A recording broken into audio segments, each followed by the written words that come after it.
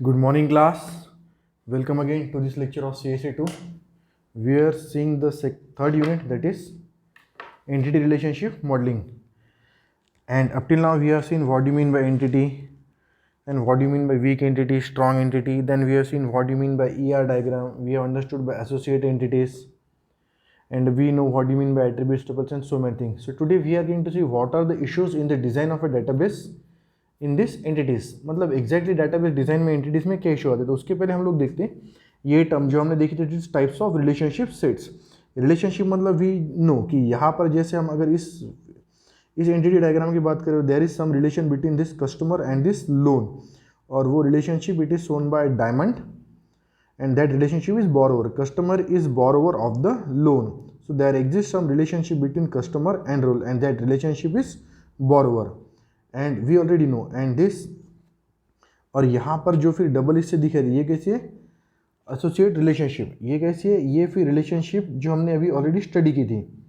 We have already seen what do mean by this double. यहाँ पे जो double इसने बताया था वीक एंटिटी बताया था।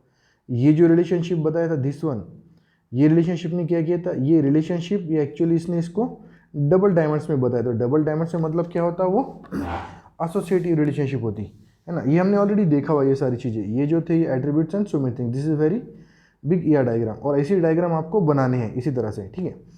Okay, so now let us know what you mean by the different types of relationship sets. तो relationship set क्या कह रहे थे? Unary, binary, ternary and nary. Nary means मतलब नंबर, यूनरी मतलब सिंगल, बाइनरी मतलब ड्यूअल, टर्नरी मतलब trial, और एनरी मतलब नंबर, सो मेनी नंबर। तो देखो यूनरी रिलेशनशिप सेट, इसमें क्या है? एक एंटिटी है सिटीजन और एक एंटिटी है पासपोर्ट।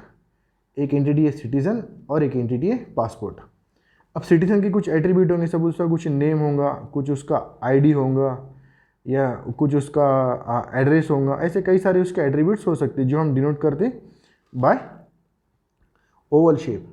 ऐसी पासपोर्ट के कई सारे एट्रीब्यूट है, जैसे पासपोर्ट का नंबर है, उसका एक्सपायरी डेट है, वैलिड डेट है, उसका स्टार्ट डेट है, एंड सो मैनी थिंग्स। अब इनके बीच में क्या रिलेशनशिप है? सिटीजनशिप और पासपोर्ट के बीच में क्या रिलेशनशिप है? हैज़ मतलब सिटीजन हैज़ पासपोर्ट। सिटीजन के पास क्या है?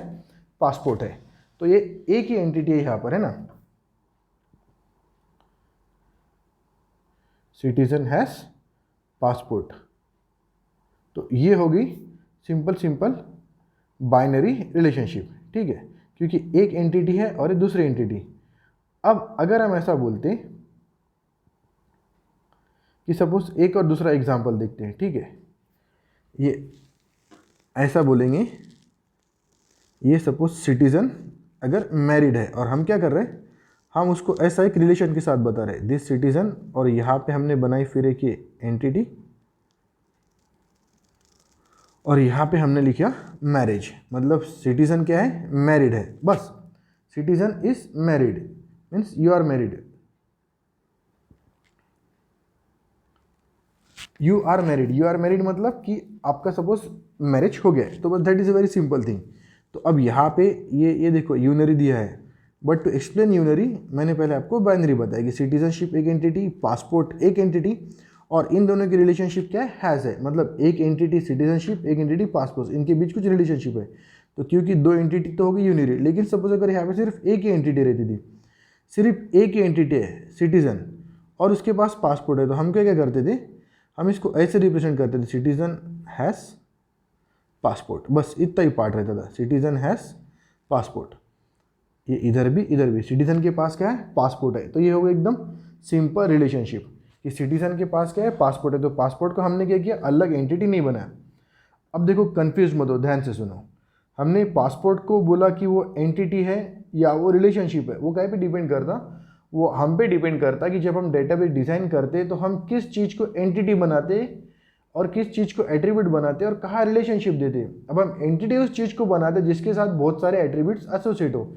जैसे अगर पासपोर्ट की आप बात करेंगे तो पासपोर्ट का नंबर होगा, जनरली जैसे ड्राइविंग लाइसेंस का नंबर होता है ऐसे आपके पासपोर्ट का नंबर होगा।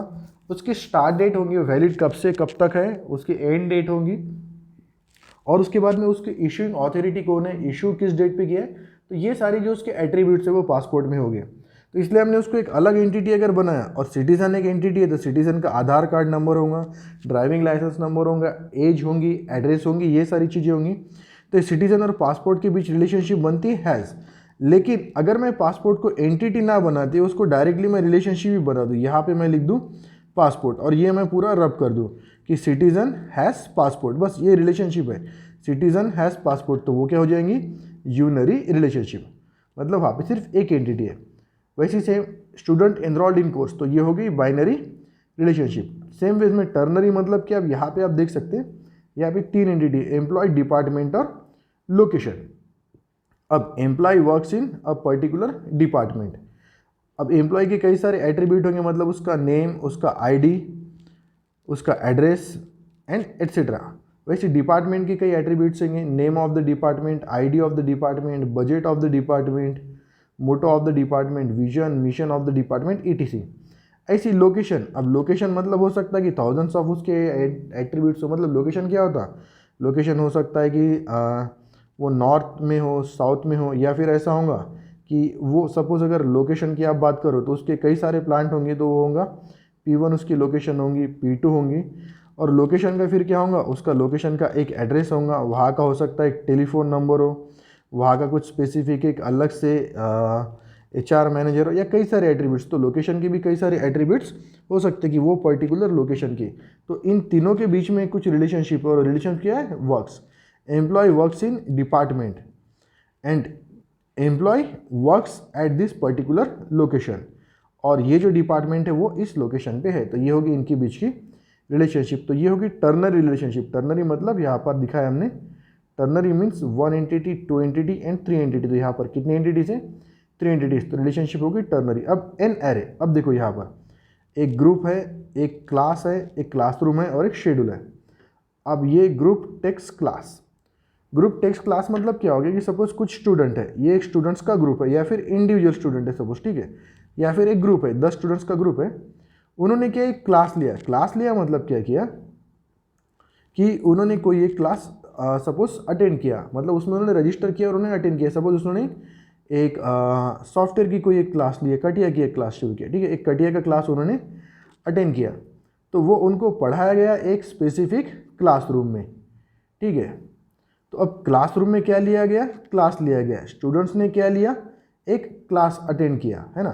Student takes that particular class, जैसे हम लोग बोलते ना कि have you attended CSE2 class, have you taken that class, तो ऐसे स्टूडेंट ने वो क्लास लिया। और या फिर आप ऐसा भी बोल सकते, और फिर उसका जो स्पेसिफिक कब लिया, तो उसका कुछ तो भी एक शेड्यूल है, तो डेट है और वो टाइम है।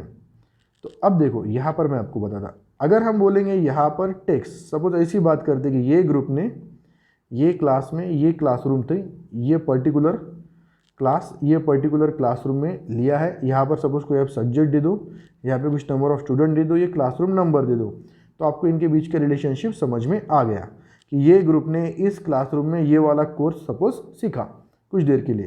तो ग्रुप और क्लासरूम के बीच, क्लास स्टूडेंट के बीच, ग्रुप ऑफ स्टूडेंट्स और क्लास के बीच रिलेशन है कि they have taken it, and in that particular classroom they have taken that particular class. तो ये तो हो गया।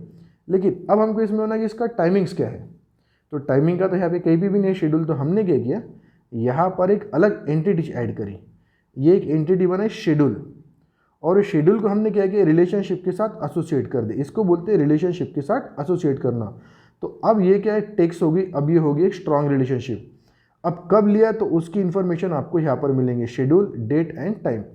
तो इस तरह की फिर एक से तीन से ज़्यादा जब आप एंटिटीज यूज़ कर सकते हो। या फिर हमने क्या किया, यहाँ पर एक और ऐसी एंटिटी बना दी, जैसे यहाँ पे 1 2 3 एक एंटिटी और हमने इधर बना दी इन दिस वे।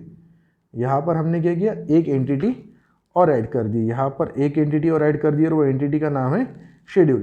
फिर वो शेड्यूल और ग्रुप के बीच का, शेड्यूल और क्लास के बीच का, उसके बाद में शेड्यूल और क्लासरूम के बीच का, ये सब रिलेशन हमको यहाँ पर मिल रहे हैं। तो जिसमें बहुत ज़्यादा एंटिटीज़ होती है, हम लोग उसको क्या बोलते हैं, एन एरे रिलेशनशिप। मतलब टर्नरी के बाद में फोरनरी, फाइनरी ऐसा नहीं है, तो इसलिए उसको एन एरे बोलते हैं, जैसे यूनरी, बाइनरी, टर्नरी, और बाद में number of ary, like this. तो ये बेसिकली थे एंटिटीज़ के रिलेशनशिप के types. What are the different types of relationship sets, unary, binary, ternary and nary. इसके कई सारे एग्जाम्पल्स होते हैं, you will find them enough, या फिर आप खुद सोच के भी बना सकते हैं। ओके, अब हम बात करते हैं बेसिकली ER डिज़ाइन इश्यूज़ की। जब हम ER डायग्राम बनाते तो ER डायग्राम में ये 3 स्पेसिफिक इशू आते हैं, entity versus attribute, entity versus relationship और बाइनरी वर्सेस टर्नरी रिलेशनशिप। इसका मतलब ऐसा है कि हमको एक बेसिक क्वेश्चन ये आता है कि सर ठीक है, अब हमने यहाँ तक तो समझ लिया कि एंटिटी क्या रहेंगी और एट्रीब्यूट क्या रहेंगे। जैसे सिंपल है, अगर किसी का नाम है तो आप उसको एट्रीब्यूट बना सकते हो क्या? यस। लेकिन आप उसको एंटिटी बना सकते हो क्या? नहीं, क्योंकि नाम का क्या एट्रीब्यूट है, नाम का कोई एट्रीब्यूट नहीं। हाँ, लेकिन अगर आपने बोला कि एक एम्प्लॉय है या फिर एक पर्सन है, कि एक पर्सन है, तो पर्सन एक एंटिटी हो सकता है क्योंकि वो पर्सन का नेम होगा, उस पर्सन का एड्रेस होगा, उस पर्सन का एजुकेशन होगा, उस पर्सन का ईमेल आईडी हो गया और कई सारे एट्रीब्यूट्स हो गए। लेकिन जो नेम है स्पेसिफिक वो पर्सन का, वो एट्रीब्यूट हो सकता है क्या? नहीं, वो एक कुछ तो भी कैरेक्टरिस्टिक है। तो नेम को हम हमेशा कैरेक्टरिस्टिक्स ही बना के रखेंगे, तो वो कभी हम एंटिटी नहीं ले सकते। तो हमने एंटिटीज कब यूज़ करना चाहिए, एट्रीब्यूट्स। जैसे हमको ये तो समझ गया कि हम एंटिटी क्या ले और एट्रीब्यूट क्या ले, नहीं पूरी तरह, बहुत हद तक हमारे ख्याल में आ गया। और जब हम एक्चुअल बनाएंगे ये डायग्राम्स तो हमारे ये चीज़ें और धीरे धीरे क्लियर होती जाएंगी। तो एंटिटी किसको बोलना है, एट्रीब्यूट किसको बोलना और कैसे लेना, वो तो हमारे समझ में आ गया। लेकिन अब एंटिटी कहाँ पर लेना और एट्रीब्यूट कहाँ पर लेना। जैसे मुझे सपोज एक चीज़ को अलॉट करना है, जैसे मुझे टेलीफोन नंबर है, तो टेलीफोन नंबर को मैं एट्रीब्यूट लूँ या मैं उसको एंटिटी लूँ, तो वो एक इशू आता है हमेशा। तो ये जो है उसी तरह का इशू है। फिर एंटिटी लेना चाहिए, रिलेशनशिप कब यूज़ करना चाहिए, मतलब आपने एंटिटी बनाना चाहिए या रिलेशनशिप बनाना चाहिए, यह आता सेकंड इशू। और फिर आपने बाइनरी रिलेशनशिप यूज़ करना चाहिए या टर्नरी रिलेशनशिप, यह आता थर्ड इशू। तो ये 3 मेजर इश्यूज आती हैं in the ER diagram. Other this there are different issues, but this are the 3 major issues that you often come in the ER making of ER diagram. Users often mislead the concept of the elements and the design process of the ER diagram. Thus, it leads to a complex structure of the ER diagram and certain issues that does not meet the characteristics of real world enterprise model. तो इसकी वजह से क्या होता है, ER diagram में कुछ issues आते हैं। तो फिर आपको बेसिकली ER डायग्राम मतलब क्या है, आपका जो एक्चुअल में रियल वर्ल्ड में जो आपका जो कुछ भी इशू था उसको रिलेटेड आप एक मॉडल बना रहे हो, ER model, entity relationship model, तो उसी में आपको ये सारी चीज़ें आ रही है। तो अब एंटिटी के लेना, एट्रीब्यूट के लेना, ये पहला इशू, एंटिटी और रिलेशनशिप, बाइनरी और टर्नरी रिलेशनशिप। तो अपन देखते हैं, the use of an entity set और attribute depends on the structure of the real world enterprise that is being modelled and the semantics associated with its attribute. It leads to a mistake when the user use the primary key of an entity set as an attribute of another entity set. Primary की है एक और उसको use कर रहा as an attribute of another.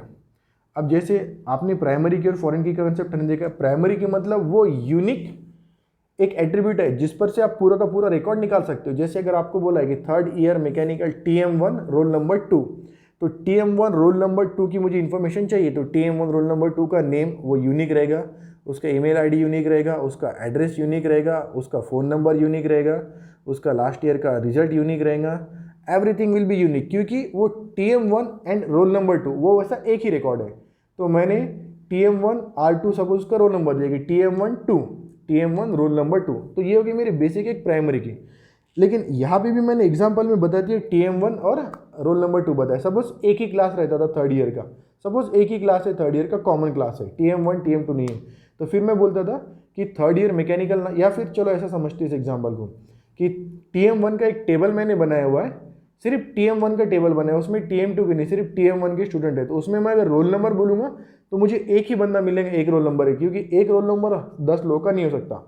हाँ, वही अगर मैं नाम बोलता था सपोज अक्षय, अजय, सुशील, सुशांत, तो नाम से कई सारे हो सकते थे. There are quite a possibility कि फर्स्ट नेम कईयों का सिमिलर हो सकता, तो उसके बेसिस पे फिर मेरे को वही पर्टिकुलर पर्सन की इन्फॉर्मेशन नहीं मिलती थी.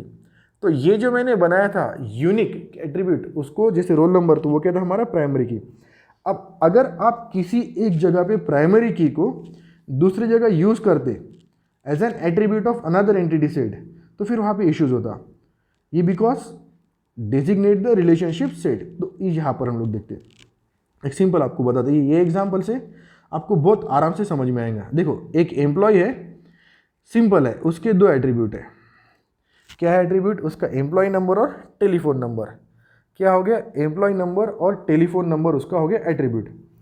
तो वैसे हम इसको यूनरी भी बोल सकते हैं, यूनरी रिलेशनशिप, क्योंकि इसके बीच में कुछ है ही नहीं, सिर्फ एक ही है. हालांकि रिलेशनशिप नहीं है, इसको रिलेशनशिप नहीं बोल सकते हैं, but it is just a single entity.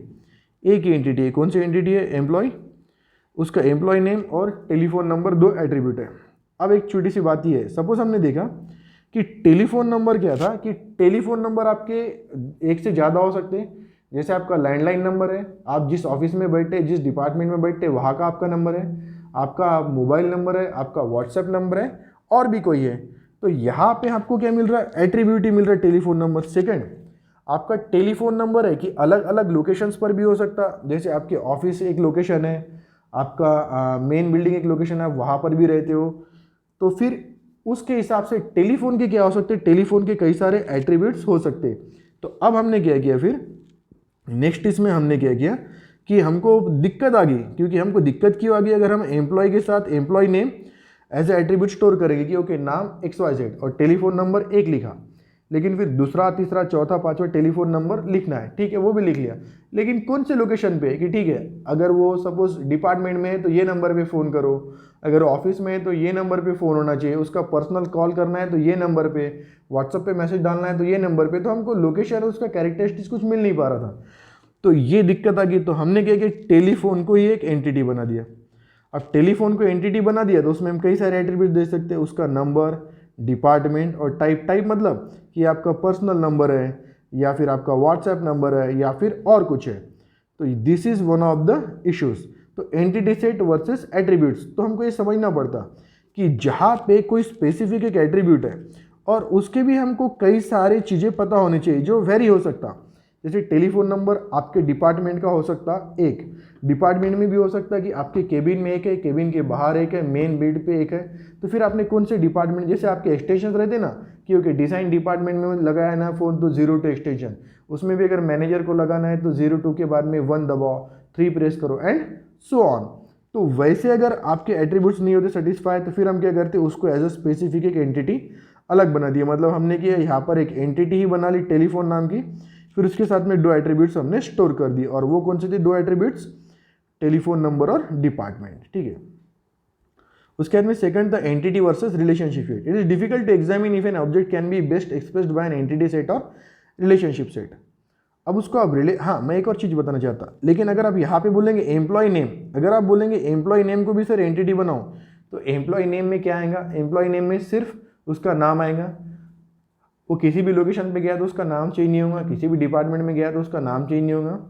वो जब तक क्या वो खत्म होने के बाद भी उसका नाम चेंज नहीं होता। The name is always with you, it is always with you. तो फिर नेम को हम एंटिटी बना सकते हैं क्या? नहीं, नेम को हम एट्रीब्यूट ही रखेंगे।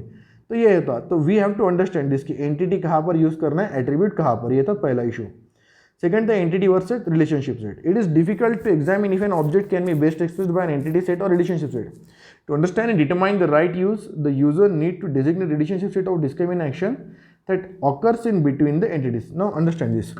The user need to designate a relationship set for describing an action that occurs in between the entities. Entities के बीच में अगर कुछ actions होती तो उसको डिस्क्राइब करने के लिए आपको रिलेशनशिप सेट यूज करना पड़ेगा। If there is a requirement of representing the object as a relationship set, then it's better not to mix it with the entity set.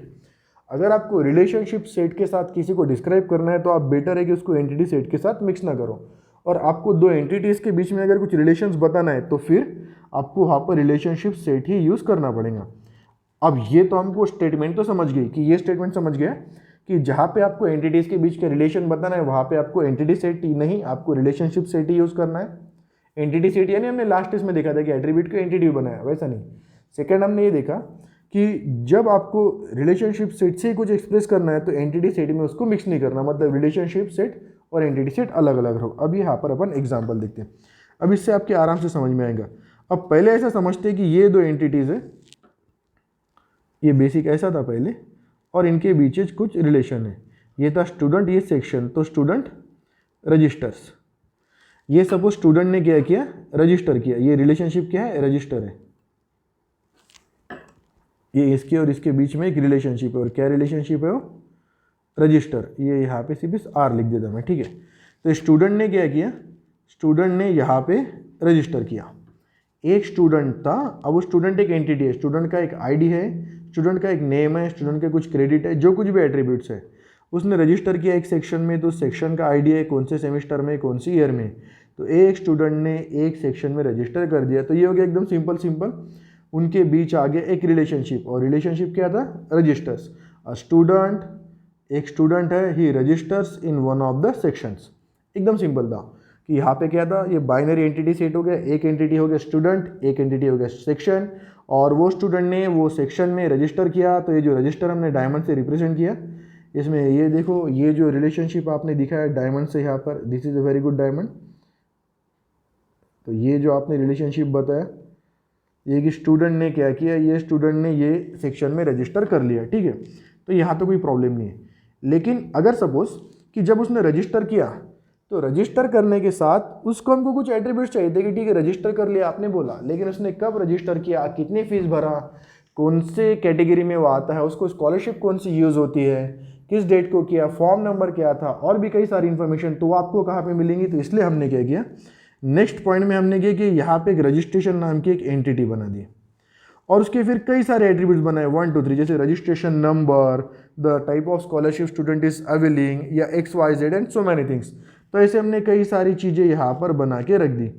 अब ये हमने यहाँ पर इतनी सारी बना के रख दी, तो मतलब क्या हो गया, रजिस्ट्रेशन हमने एक अलग एंटिटी बना दी। अब इस रजिस्ट्रेशन, इस सेक्शन और इनके बीच में हमने रिलेशनशिप निकाला। अब ये रजिस्ट्रेशन और स्टूडेंट, रजिस्ट्रेशन और सेक्शन के बीच रिलेशनशिप, तो देखो रजिस्ट्रेशन और सेक्शन के बीच क्या है, सेक्शन रजिस्ट्रेशन। ये रजिस्ट्रेशन का है, सेक्शन का रजिस्ट्रेशन। किस चीज़ का रजिस्ट्रेशन का है, सेक्शन का रजिस्ट्रेशन, और ये स्टूडेंट रजिस्ट्रेशन। तो सिंपल इसको ऐसे लगते हैं, रजिस्ट्रेशन और सेक्शन, इसके बीच में क्या एंटिटी है, it is registration of section. जैसे सेक्शन अंडरस्कोर रजिस्ट्रेशन लिखा तो आप लिख सकते हैं रजिस्ट्रेशन ऑफ सेक्शन। तो सेक्शन और रजिस्ट्रेशन में क्या है, registration happens for section, registration takes place for section, और इसके बीच में स्टूडेंट के बीच में क्या है, student registers for course, student registers for course. मतलब ये स्टूडेंट और इसके बीच में क्या रिलेशन है, student registers for course and section in registration happens for section. मतलब सेक्शन के लिए रजिस्ट्रेशन हो रहा, तो ये उनके बीच का एक रिलेशनशिप हो गया। सेक्शन के लिए क्या हो रहा, रजिस्ट्रेशन, और स्टूडेंट कर रहा रजिस्टर, तो ये हो गया रजिस्ट्रेशन और स्टूडेंट के बीच का रिलेशनशिप। मतलब इनके बीच का रिलेशनशिप ये है और इनके बीच का रिलेशनशिप ये है। तो अब हमने क्या किया, अब जब आप बात करोगे, तो आपने जब स्टूडेंट ने रजिस्टर किया था तो आपको सिर्फ ये पता चल रहा था कि स्टूडेंट ने रजिस्टर किया, लेकिन उसने जब रजिस्टर किया तो उसने किस डेट को रजिस्टर किया, उसका एप्लीकेशन नंबर क्या था, कितना फीस भरा था, स्कॉलरशिप का क्या था, और भी जो कुछ भी डिटेल्स है वो सब आपको यहाँ पर मिल जाएंगे। तो हमने क्या किया, फिर रजिस्ट्रेशन को सिर्फ यहाँ पर हम क्या करते थे, इनिशियली ऐसा था, यहाँ पर हमने सिर्फ एक एंटिटी रखी थी, एक रिलेशनशिप रखा था। रिलेशनशिप क्या, registers, student registers for course.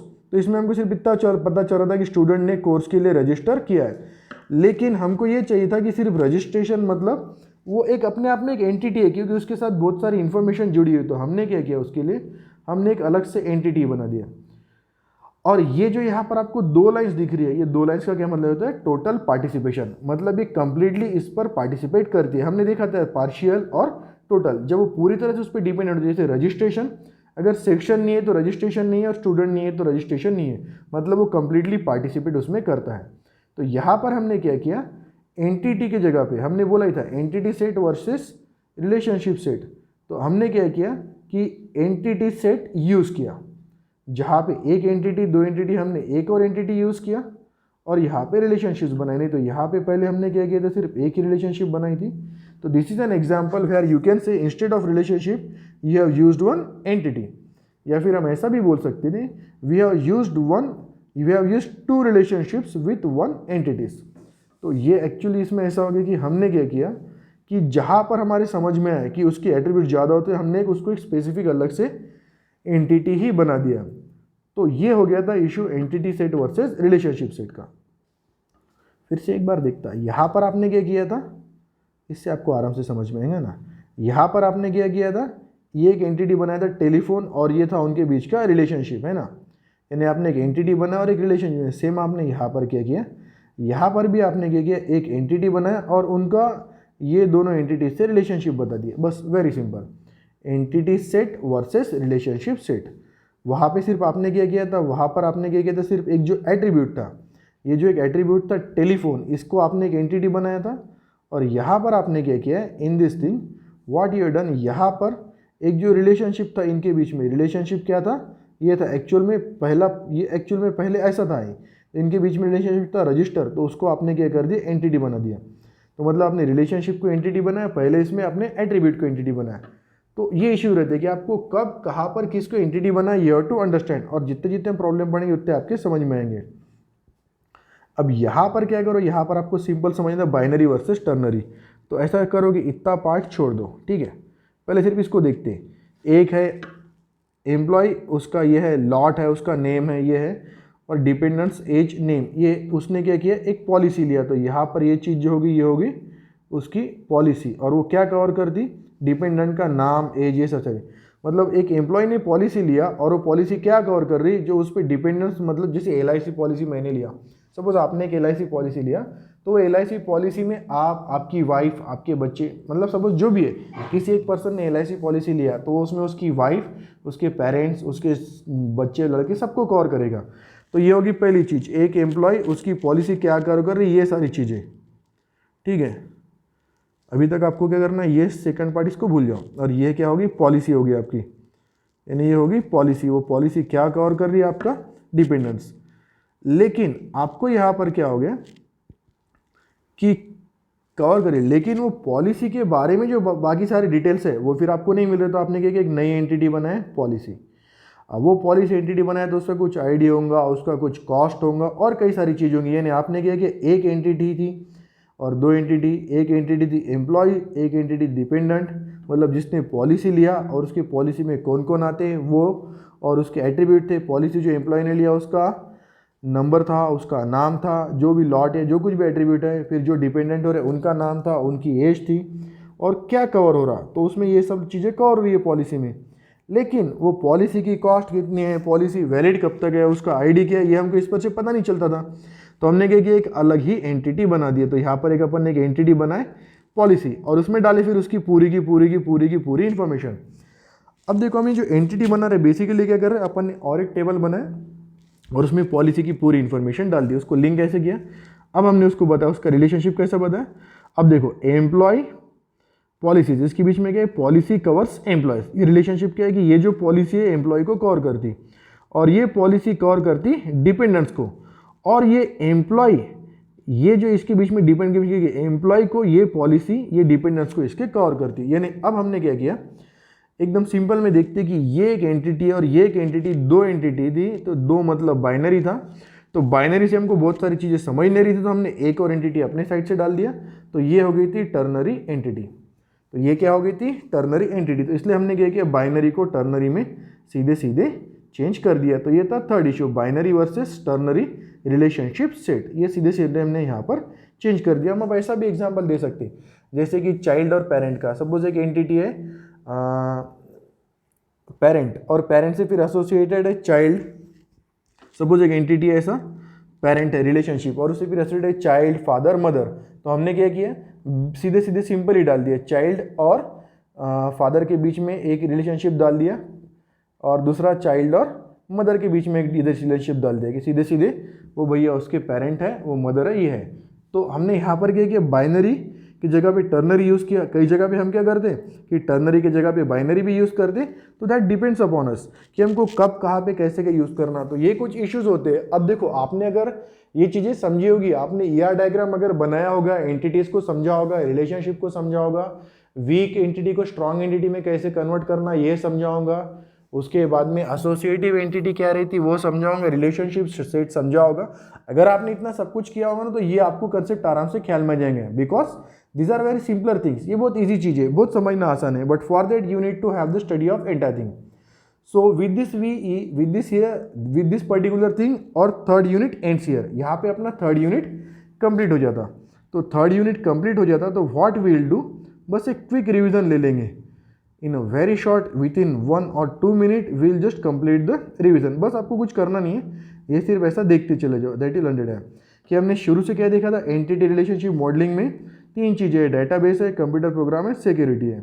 Database design phase की data need, requirement, concept, data model, conceptual schema, functional requirement, abstract model, logical, physical design देखा था।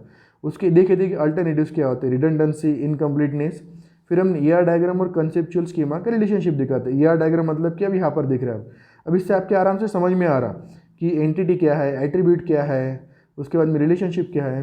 फिर हमने उसकी डेफिनेशन देखी थी, एंटिटी मतलब क्या, एंटिटी सेट मतलब क्या, एट्रीब्यूट मतलब क्या, वैल्यूज़ मतलब क्या। फिर एट्रीब्यूट के टाइप देखे थे, जैसे फ़ोन नंबर मतलब मल्टी वैल्यूड है, डेट ऑफ बर्थ मतलब डिराइव्ड एट्रीब्यूट है। फिर उसके एग्जाम्पल देखे थे। फिर हमने रिलेशनशिप सेट विथ एट्रीब्यूट देखा था। इस पर से हमने समझा था एक क्लियर कट कि मैपिंग कार्डिनेट्स देखा था, पार्टिसिपेशन कंस्ट्रेंट देखे थे कि टोटल पार्टिसिपेशन क्या होता, मैंडेटरी पार्टिसिपेशन क्या होता। फिर हमने इसके एग्जाम्पल देखे थे बैंक्स के कि 1 to 1, 1 to में जैसे एक बैंक एक ही आदमी को एक ही लोन दे रही तो वो क्या रिलेशनशिप होगी, एक बैंक पूरे ग्रुप को एक लोन दे रही तो क्या रिलेशनशिप होगी, एक बैंक किसको भी कितने सारे भी लोन दे रही है और कोई भी कितने भी लोन ले सकता तो क्या रिलेशनशिप होगी, वो क्या देखा था। फिर आइडेंटिफाइंग रिलेशनशिप क्या होता, एसोसिएटिव रिलेशनशिप क्या होता, ये हमने देखा था। फिर एंटिटी डायग्राम कैसे बनाना यूनिवर्सिटी का, ये एग्जाम्पल हमने देखा हुआ है।